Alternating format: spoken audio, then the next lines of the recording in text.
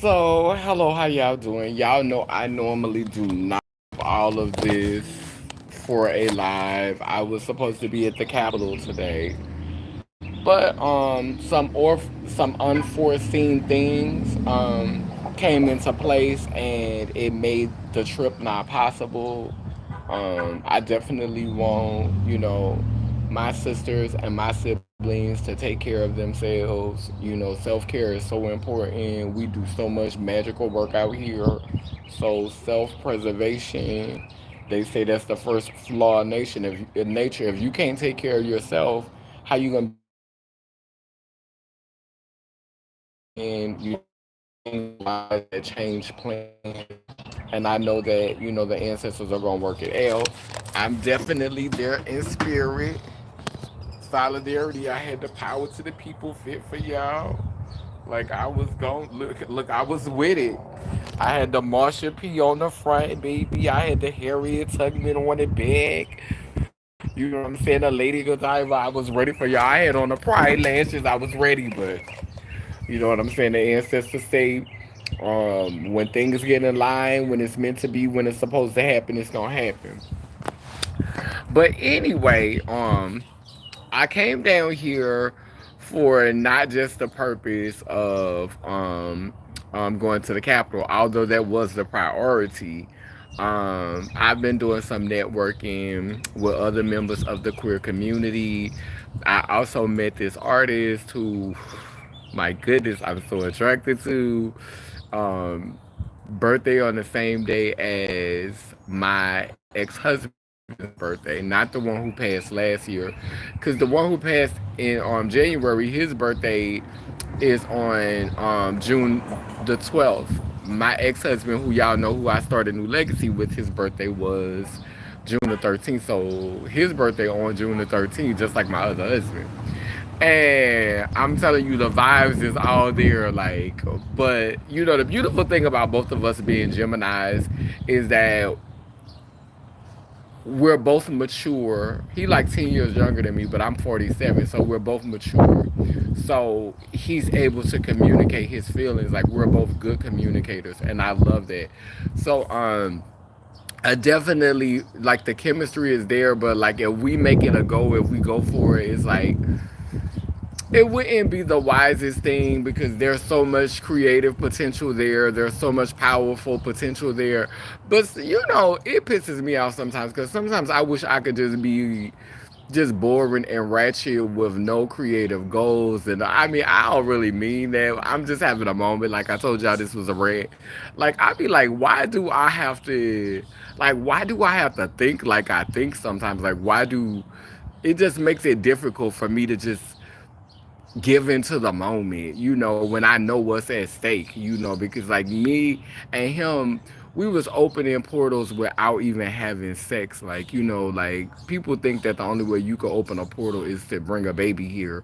But like literally, if you really, really into somebody and y'all creatively in alignment, like and y'all spiritually in alignment, like y'all could open portals. Like me and him was opening portals all day yesterday and it was no sex involved. Like so many ideas was emerging, so many thoughts, like we just connected on so many levels. And I'm like, my flesh wanted to give in. I haven't had sex in over 90 days because I've been trying to get myself together since that situation happened in January that I told y'all about.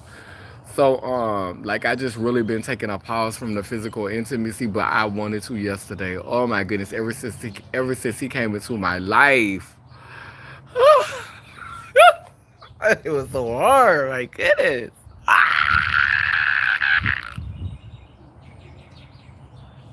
But I digress. Um, I'm just happy that like right now I'm not trying to holler at no young dudes because people like, we don't really demonize women for dating younger men. Like we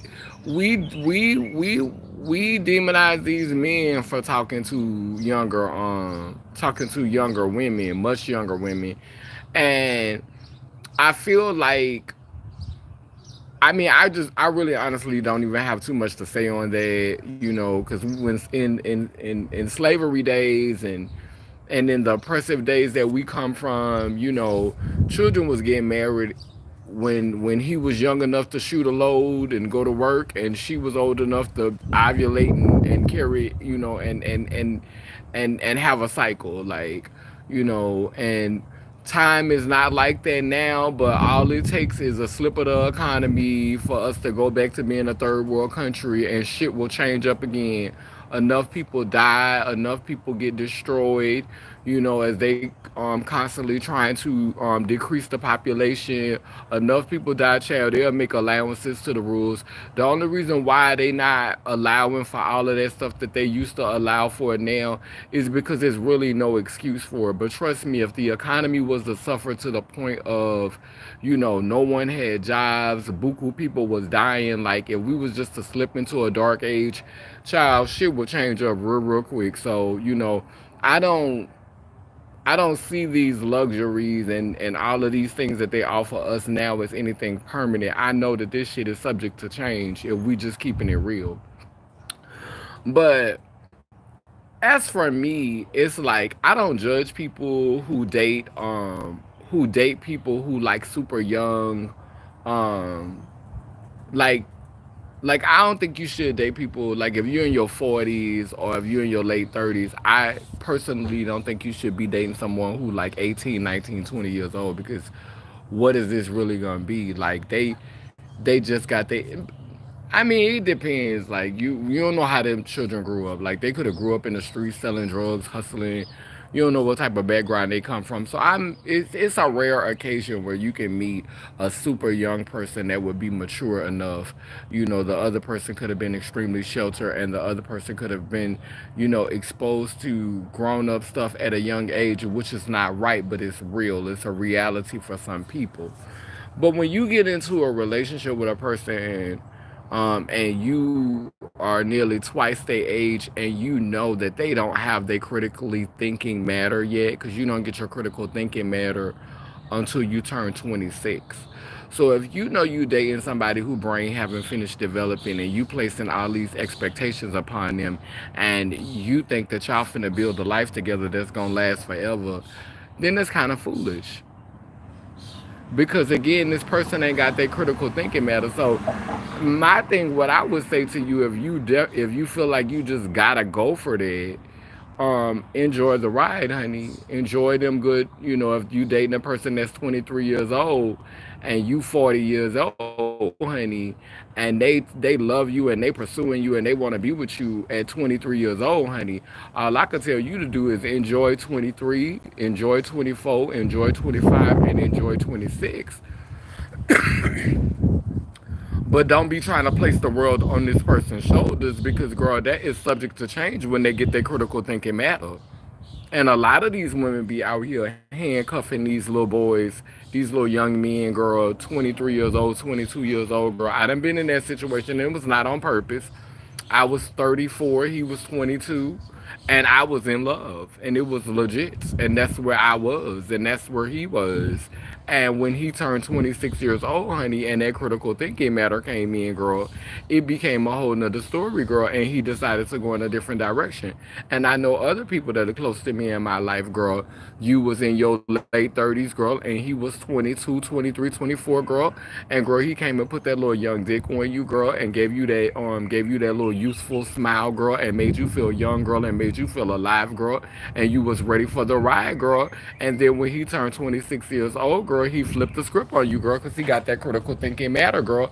And this happens to beings who are born with vaginas, and this happens to girls who are born with the XY chromosome, who was born with male anatomy but resonate with femininity, girl. It happens to the best of us, girl. It happens to gay men. It happens to all of us, girl. We all have experienced that, falling in love with that young buck, honey, and you thought you was gonna have a couple of forevers, girl, and it turns out not to be a couple of forevers. And this is another thing that I have been focusing on and paying close attention to. I'm not finna be giving all of my believing in everything that astrology put out and believing in everything that astrologers say. Because this is what I realize. Everything has been monetized, therefore people is capitalizing off of everything. And if people is capitalizing off of something and they're monetizing everything, that even happens with astrology. So if you have the compatibility to be with someone and you go and see an astrologer and she said, oh, you shouldn't be with this sign because y'all not compatible. Say for example, you're a goat and this person is a snake, or you're a rooster and this person is a tiger, and they might say that you're astrology wise you're incompatible. They might tell you you're incompatible. I realize that if all of this stuff has been a lot of this stuff has been infiltrated, like, will we expect all astrologers to tell us the truth? Will we expect to be getting like the true science of the stars all the time? Because when you really think about it, opposites attract. And when you meet with this one person, y'all could probably do something that could be revolutionary, that could change the world. Like your union could be like for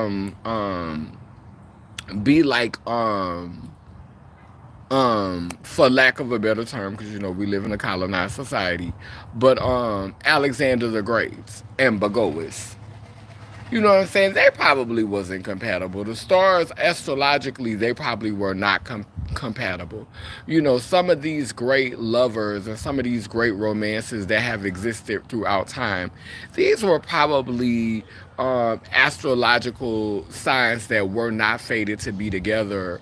And they were told that they weren't meant to be together. And for obvious reasons, because if you really know what you're doing astrology wise, if you're really good at reading those cards and reading those signs, then clearly, if you working for if you've been talked to by the government or you've had somebody to talk to you, then clearly you're not going to want to put your business, you're not going to want to put a couple together that could be dangerous together. You're not going to want to support that type of union happening. So you're going to lie and say, oh, y'all not compatible, or y'all don't belong together. Like, you're going to say, oh, the stars don't see it for you, because perhaps you're trying to keep them from being together because of all that they could accomplish.